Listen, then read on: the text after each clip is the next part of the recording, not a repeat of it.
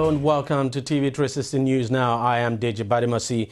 The Liberian man who was suspected to have the deadly Ebola virus and admitted in a Lagos hospital has been named as Patrick Sawyer, and unfortunately the man has died. Reports say Patrick Sawyer died Thursday night at the First Consultant Medical Center, Obalende in Lagos, where he was hospitalized.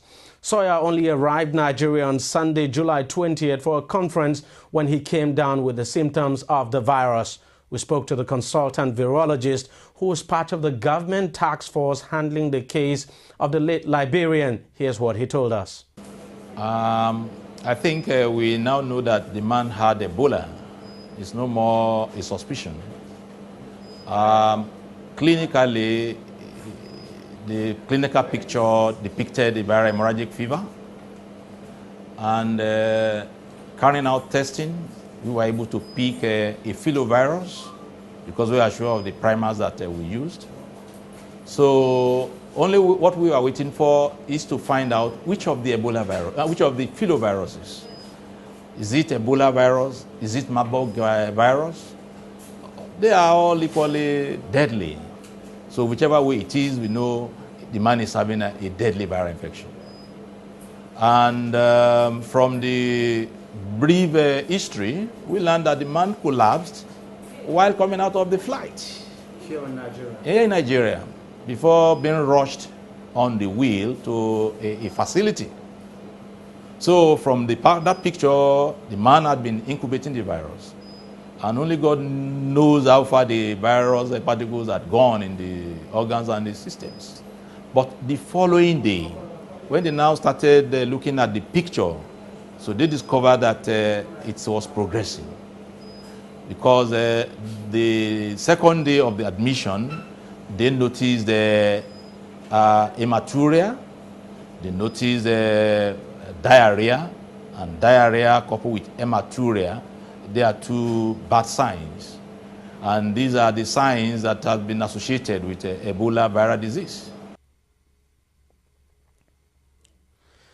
We also asked Professor Omilabu if Nigerians should be worried and whether the country has got the facilities to deal with the Ebola virus. Take a listen to him once again. This is a firm confirmation that we had the virus brought to us, and only God knows how far the thing has transmitted, judging by the fact that the man was with other passengers in the flight. Only God knows how far they have gone in the country. Only God knows how much of virus they have exchanged through conversation, through greetings, while inside the Nigerian-bound flight. And mark you, there was a stopover in Lome. From Monrovia, there was a stopover in Lome before they got to Lagos.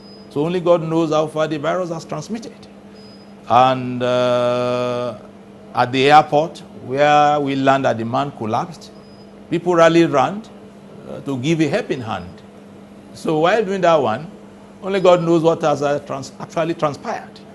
And that's why we need active case search and contact tracing. So that's what we need to do now.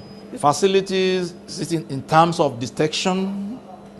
If it is detection, we have that, and that's what we put in place. So we were able to detect under 5-6 hours of receiving the specimens. We were able to make a preliminary diagnosis. And that's the type of thing we need. So once we make the diagnosis, and then we now follow up with management. And that's what we are doing now. We're managing the crisis. So as for detection, we have all that it takes to detect very early. Ebola, by the way, starts off with flu-like symptoms and often ends with horrific hemorrhagic fever. It has so far killed 672 people across Guinea, Liberia and Sierra Leone since its outbreak. And unfortunately, it appears Ebola is now in Nigeria, but we just hope it is contained and this is dealt with decisively.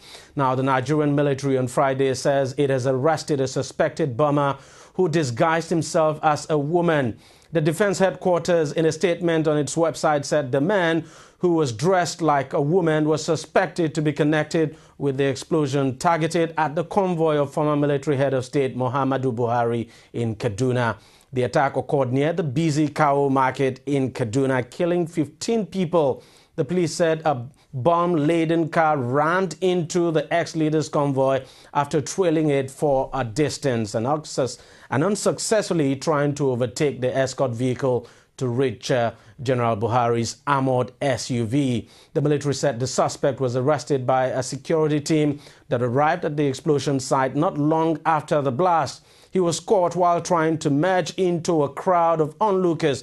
According to the statement, the suspect is currently being interrogated by security agencies to figure out his links with the attempt on Mr. Buhari's life.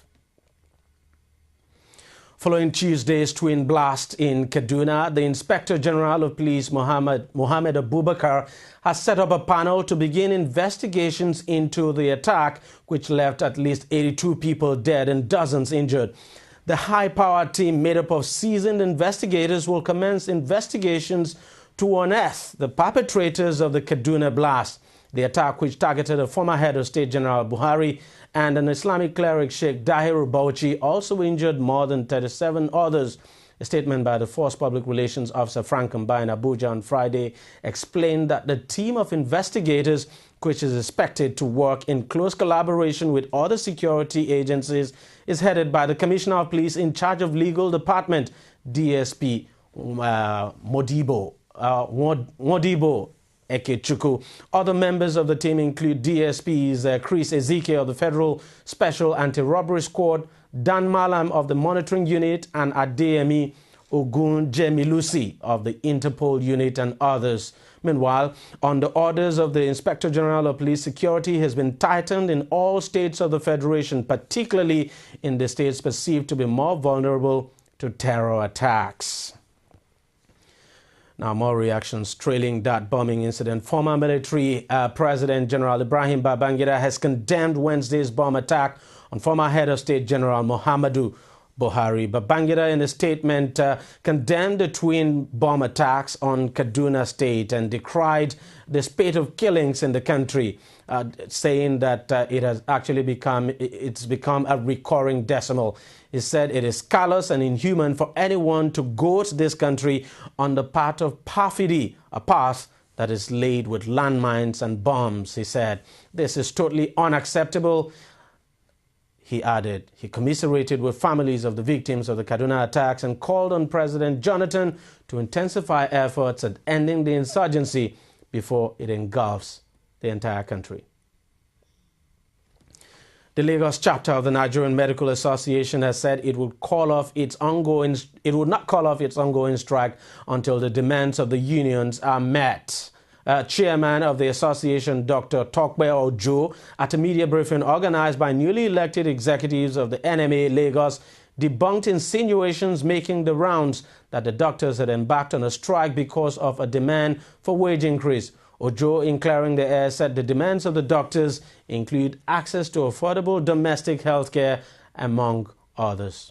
The ratio of patients in Nigeria is presently 1 to 6,400, as against 1 to 600 recommended by the World Health Organization. Worse still, specialist doctors, consultants, that is consultants, in various fields of medicine are in short supply, contrary to the falsehood and misinformation being peddled in certain quarters to deceive the unsuspecting public by certain individuals representing the interests of the other joint health workers. Furthermore, all over the world, the remuneration of doctors is far above any other group of allied health workers. But the motivation of these allied health workers, antagonism of doctors, is for their salaries to be at par with that of medical doctors. A situation where doctors are paid 5,000 naira monthly allowance for hazard is not only laughable, but unbelievable. A doctor's life can be lost in an instance when exposed to fatal illnesses such as Ebola, Lassa fever, or he may be subjected to lifelong suffering from HIV or hepatitis B infection. Again, our demands of the Nigerian doctors in the ongoing strike is universal health coverage for all. The NHIS currently targets 30% of Nigeria, and the position of Nigerian Medical Association is seeking 100% coverage for all Nigerians. Now, many have criticized the association to seek other. I've actually asked the association to seek other ways of ensuring its demands are met, other than embarking on strike action, which has crippled health activities in hospitals. But the NMA insists that embarking on a strike seems to be the best option. Constructive engagement has not produced results as far as I can recall. Even this particular matter, we have met with government on all of these issues. We've had a memorandum of understanding that these things will not occur. Then what happened when we turned our back? Circulars were issued against the MOU that we had with government. So you tell me, what other method do you think we could then use? So we actually are pushed to the wall many times. And people talk about this strike as if it's peculiar to Nigerian doctors. Now, efforts to secure a ceasefire between Israel and the militant Hamas movement are intensifying as the number of deaths in the 18-day conflict rises. U.S. Secretary of State John Kerry has been in Cairo meeting Egypt's foreign minister and the UN Secretary General. At least 3 Palestinians were killed in the West Bank, while 1 Israeli soldier was killed in northern Gaza. Activists called for a day of rage over the deaths of over 800 Palestinians in Gaza. Israel has lost 35 people. Most of the Palestinian deaths have been civilians, while 33 of Israel's dead have been soldiers. There are no survivors from the Air Algeria AH5017 passenger jet that crashed in Mali, says the French President François Hollande. Mr. Hollande said 1 flight data recorder has been recovered after French troops reached the crash site near Mali's border with Burkina Faso. Air traffic controllers lost contact with the plane early on Thursday after pilots reported severe storms. Among the 116 passengers on the Air Algeria flight include 1 Nigerian citizen. The McDonnell Douglas MD-83 had been chartered from Spanish airline Swift Air. It was flying from Burkina Faso's capital, Ouagadougou, to Algiers. Nigeria's Chika Amalaha has won the country's first gold medal in the 20th Commonwealth Games. The female weightlifter, who pulled a total of 196 points to emerge winner in the 53-kilogram class, beat stiff competition from England and India to clinch the gold medal. Earlier in the day, Nkechi Okpara won Nigeria's first medal in the competition after she won a bronze medal for finishing third in the women 48-kilogram weight class behind Indian duo Sanjita Kumachan and Mirabai Chanu Saikom. Well, it's on that note we end TV360 News Now. We're back again tomorrow. Thank you for watching. I am Deji Badimasi. See you then.